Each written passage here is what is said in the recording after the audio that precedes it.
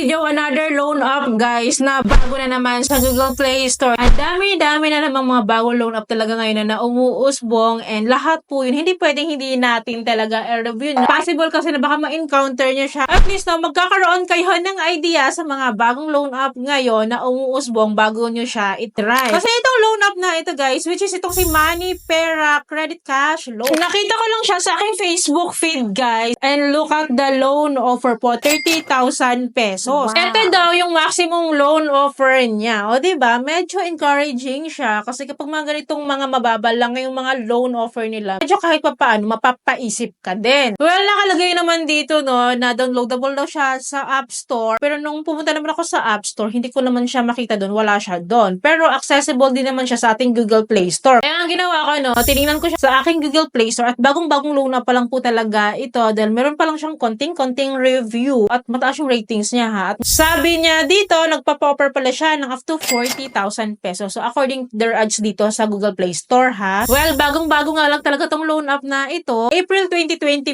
lang talaga siya pala na-release. Na-under po siya kay Best Friend Lending Corporation. Best Friend talaga. Well, tinignan ko siya sa SEC website at wala pong Best Friend Lending Corporation doon na under po sa list of recorded online lending platform. So kung yun ngang mga nasa active list ng SEC, naliligwak pa at napaka-loan shark pa at hindi pa natin mapagkakatiwalaan. What more itong wala pa sa listahan ng SEC, diba? So since bago pa lang tong loan app na ito, so we don't know no, kung ano yung mga kapatid niya. Kasi usually, kasi may mga kapatid siya ng mga loan app which is existing na sa SEC website at actively naka-register doon. So let's see. Well, dinownload ko po itong si Money Pera. In English, Tagalog lang itong loan app na ito. No? So kung ano-ano na lang talagang pinapangalan sa mga loan app ngayon. Open ko siya guys. I need to agree their user privacy policy, statement, and commitment. So mga permissions po ito na usual naman to sa mga loan app. So in-agree ko siya para makapag-continue po ako. So we need to permit daw na magkaroon sila ng access po sa ating phone, specifically no, yung mga apps dito. Kaya nga sinasabi ko sa inyo, kapag mga bagong loan app, huwag nyo muna siyang itry. Huwag muna kayong mag-download agad-agad porket nakita nyo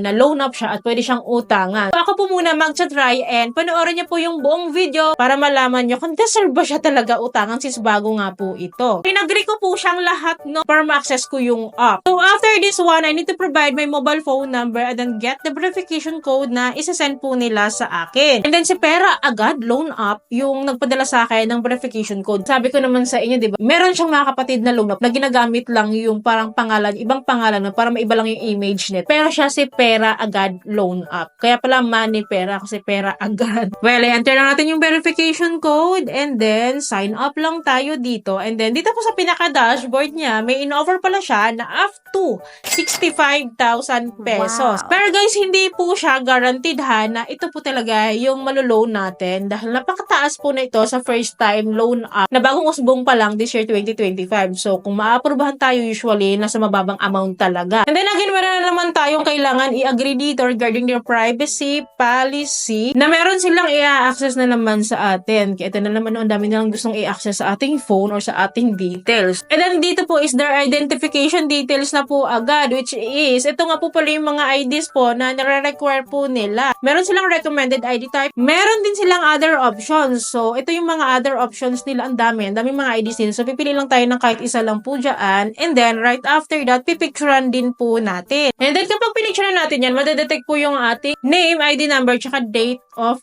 birth. So continue and submit lang po tayo. And then that was followed by self-verification pala. So magsi-selfie daw tayo dito. Then dito po, nagre-require na sila ng ating identity information regarding our education, marital status, number of credit cards, email, gender, residential address, our addresses po, and then the loan purpose. And then dito sa baba is the alternate mobile phone number which is optional, and then the Facebook account. Buti na lang, optional siya. As well as the Viber account, optional din siya. So anyways, alam niyo naman yan kapag mga optional. Hindi talaga ako nagpo-provide niyan. So after completing the details that they need, to move on tayo to the next step, which is itong work information naman. So dito po, it talks about our company details daw and employment status, income details. So anyways guys, for your reference, ito po yung mga choices ng employment status po. So nag-accept sila ng kahit student, housewife, unemployed, freelancer, and etc. Pero Pero kahit unemployed po yung in-input ko dito is I need to provide still the company name, company details, addresses, income details po. So, wala pong pinagkaiba yon sa employed